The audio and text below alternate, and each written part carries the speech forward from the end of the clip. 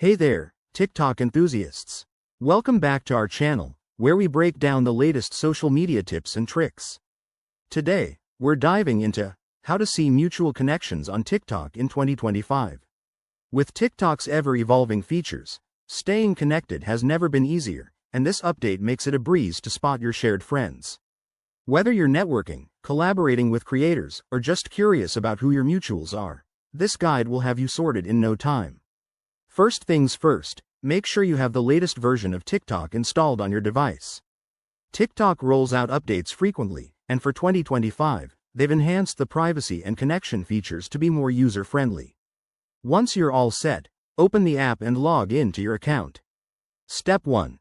Head over to the search bar at the top of the screen and type in the username of the person whose connections you want to check. Once their profile loads, look for the new Connections tab. It's right below their bio and highlights. Tap on that, and you'll see options like Followers, Following, and the shiny new Mutuals filter. Step 2.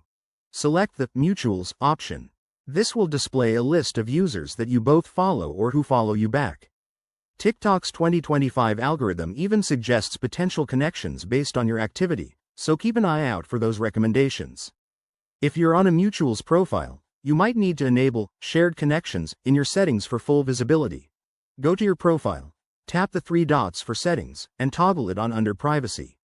A quick tip: be mindful of privacy settings.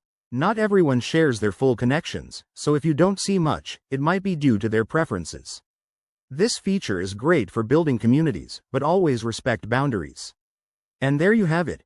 Seeing mutual connections on TikTok in 2025 is straightforward and fun.